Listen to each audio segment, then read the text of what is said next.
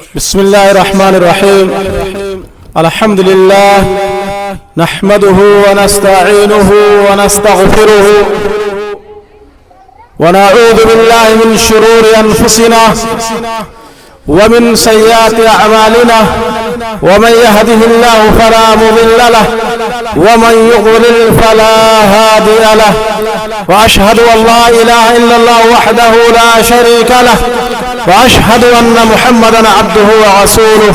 أما بعد، قال الله تبارك وتعالى في كلامه المجيد: أعوذ بالله من الشيطان الرجيم، بسم الله الرحمن الرحيم.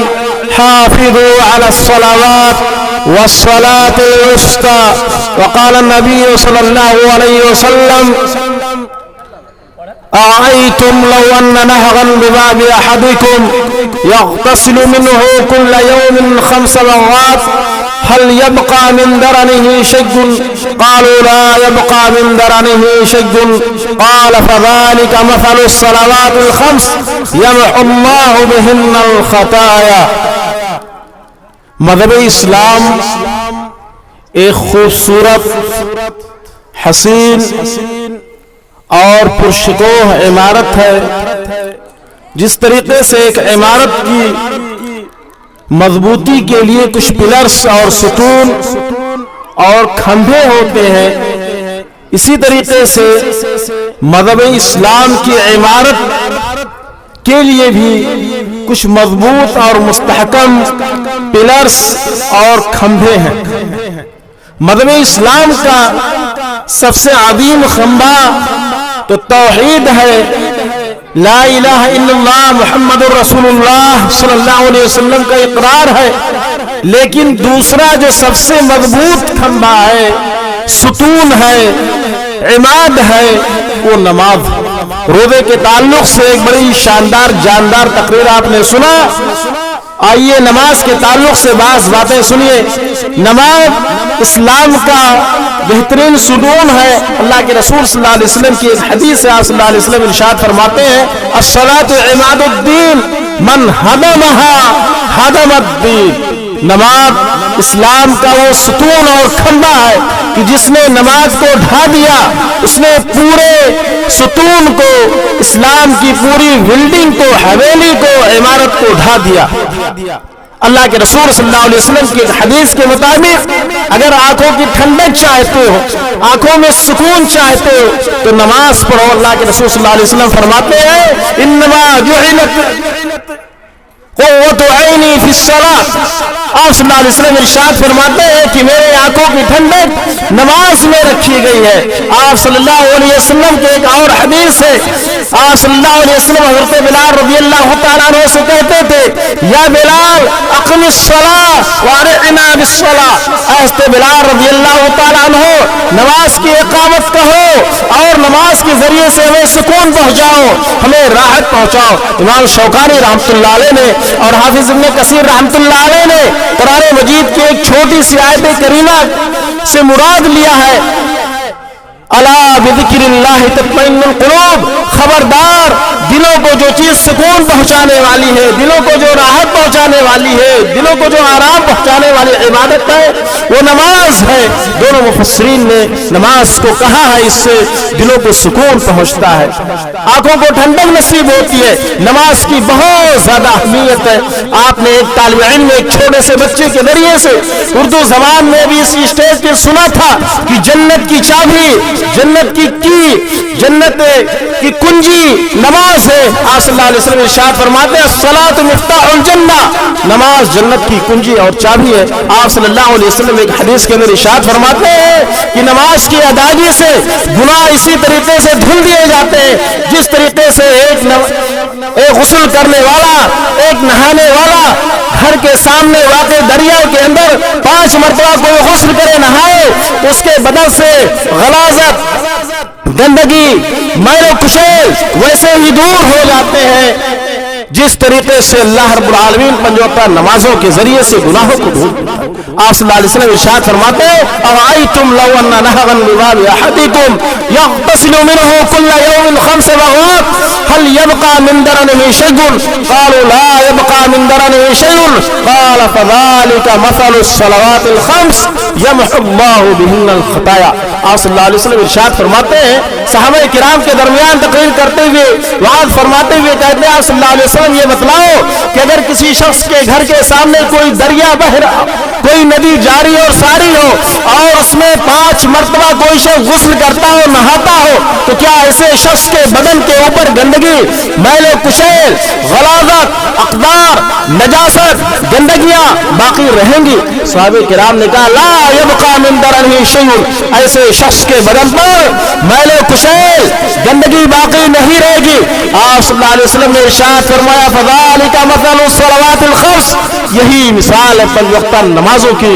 5 وقتہ نمازوں کا اہتمام کرنے والوں سے اللہ رب العالمین گناہوں کو دھل دیتا ہے گناہوں کو دور کر دیتا ہے گناہوں کو مٹا دیتا ہے اسی طریقے سے جیسے 24 گھنٹے کے اندر ایک ندی اور دریا کے اندر 5 مرتبہ غسل کرنے والے کے بدن سے اللہ رب العالمین غلاظت کو اور اغزار کو دھل دیتا ہے. دوستوں اور بزرگوں نمازوں کا اہتمام ہونی چاہیے نمازوں کی محافظت ہونی چاہیے. شیخ الاسلام ابن تیمیہ رحمۃ اللہ علیہ نے بتلایا ہے کہ قرآن مجید میں 1-2 مقام پر نہیں 700 مقامات پر اللہ رب العالمین نے نماز کے قیام کا حکم دیا ہے.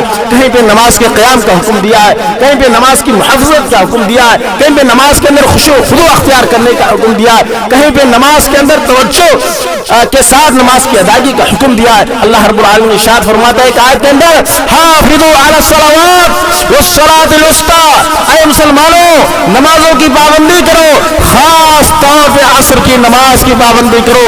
مذہب اسلام میں 5 وقتہ نمازیں فرض ہیں لیکن عصر کی نماز اور فجر کی نماز بڑی محترم شان ہے بڑی عظیم الشان ہے. اللہ کے رسول صلی اللہ علیہ وسلم کی زندگی میں ایک واقعہ پیش آیا تھا. غزوہ خندق کے موقع پہ آپ صلی اللہ علیہ وسلم مشرکین کی وجہ سے کفار کی وجہ سے آپ صلی اللہ علیہ وسلم کی زندگی میں صرف ایک بار عصر کی نماز چھوٹ گئی تھی اور وہ چھوٹی جو نماز چھوٹی تھی وہ بے وقت ہو گئی تھی.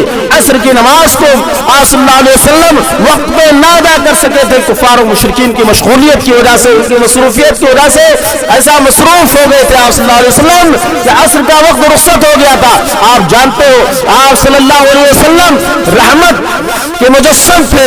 آپ صلی اللہ علیہ وسلم ہمیشہ میٹھے لفظوں کو میٹھے جملوں کو میٹھے کلمات کو زبان سے ادا کرتے تھے لیکن آپ صلی اللہ علیہ وسلم کی جب عصر کی نماز فوت ہو گئی تو اس وقت آپ سماعت کیجیے آپ صلی اللہ علیہ وسلم کے الفاظ کتنے سخت تھے. آپ صلی اللہ علیہ وسلم نے کفار کے حق میں مشرکین کے حق میں بددعا دیا اور آپ صلی اللہ علیہ وسلم نے بڑے سخت جملے کہا تھا. حضرت علی بن ابی طالب رضی اللہ تعالیٰ عنہ سے مروی ہے وہ کہتے ہیں آپ صلی اللہ علیہ وسلم کی جب نماز عصر فوت ہو گئی تو آپ صلی اللہ علیہ وسلم نے بددعا دیتے ہوئے کہا مرع اللہ بیوتہم وقبورہم ما شغلون عن الصلاۃ. آپ صلی اللہ علیہ وسلم نے بددعا دیتے ہوئے کہا کہ مشرکین اور کفار کے گھروں کو قبروں کو بعض روایتوں میں آتا ہے بطون کا لفظ آتا ہے ان کے پیٹوں کو اے الہ العالمین آگ سے بھر دے. ان لوگوں نے ہمیں نماز عصر سے مشغول رکھا. آپ صلی اللہ علیہ وسلم نے اس نماز عصر کو مغرب اور بعض روایتوں میں آتا ہے مغرب اور عشاء کے درمیان ادا کیا تھا. آپ غور کیجئے نماز سکون کا باعث ہے نماز دلوں کو اطمینان دینے والی ہے. آپ صلی اللہ علیہ وسلم پر اللہ رب العالمین نے صرف 5 وقتہ نماز نہیں فرض کیا تھا بلکہ تہجد کی نماز بھی آپ پر فرض کیا تھا. پوری زندگی آپ صلی اللہ علیہ وسلم رات کے تیسرے حصے میں اٹھ کر کے نمازوں کا اہتمام کرتے تھے. ہم اور آپ سے مسلمانوں سے بچیوں بیٹیوں سے ماؤں سے نماز کا اہتمام نہیں ہو پاتا.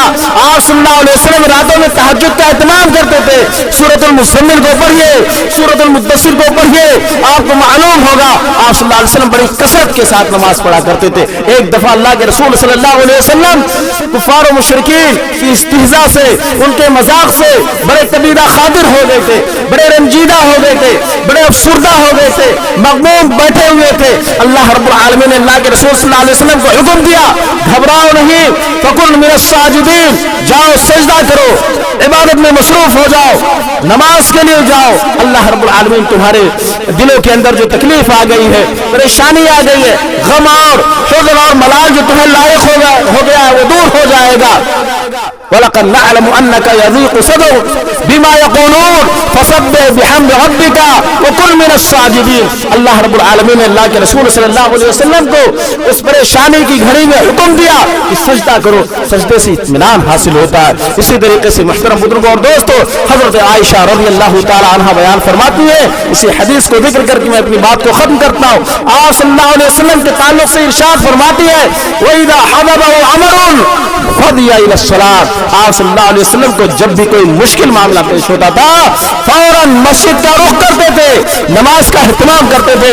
دوستوں اور بزرگوں، اگر ہم چاہتے ہیں کہ زندگی میں ہماری خوشحالی آئے، چاہتے ہیں اگر ہمارے آنکھوں کو ٹھنڈک نصیب ہو، چاہتے ہیں کہ دل ہمارا سکون سے رہے، ہمارے گھروں میں روزی آئے، ہمارے بال بچوں میں تندرستی اور صحت آئے، ہمارے سماج اور معاشرے میں خوشحالی آئے، رونق آئے، شادابی آئے، سرسبزی آئے، تو نمازوں کا اہتمام کیجیے، نمازوں کو قائم کیجیے، نمازوں کو پڑھیے۔ افسوس کا مقام ہے ہمارے گھروں سے، ہمارے محلوں سے، ہمارے سماج سے، ہمارے نوجوانوں سے، ہمارے بزرگوں سے، ہماری بیٹیوں سے، ہماری ماں سے نماز رخصت ہو رہا ہے۔ ضرورت اس بات کی کہ اس نماز کو قائم کریں، نمازوں کا اہتمام کریں۔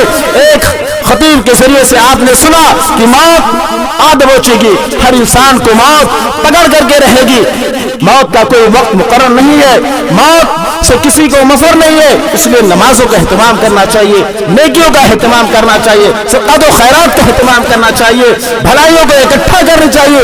یہ زندگی بڑی مختصر ہے، یہ جوانی بڑی مختصر ہے، یہ ہماری صلاحیت اور قوت بڑی مختصر ہے، یہ زندگی سراپا مختصر ہے، اس لیے نمازوں کا اہتمام کرو اور زیادہ سے زیادہ نماز کو پڑھو، نمازوں کی طرف توجہ دو، مشتوں کو آباد کرو۔ مشت مرثیہ خواہ ہے کہ نمازی نہ رہے، یعنی وہ صاحب اوصاف حجازی نہ رہے، مشت تو بنا لی شبر میں ایوا کی حرارت والوں نے، من اپنا پرانا پاپی ہے، برسوں سے نمازی نہ بن نہ سکے۔ اب آخر میں دعا الہ العالمین ہم تمام مسلمانوں کو پکا سچا مسلمان بنا اور ہم تمام مسلمانوں کو نماز کا اہتمام کرنے والا بنا۔ بارک اللہ لنا ولکم فی القرآن العظیم ونفعنا وإياكم بالآیات والذکر الحکیم، انہ تعالی جواد کریم ملک بر رؤوف رحیم۔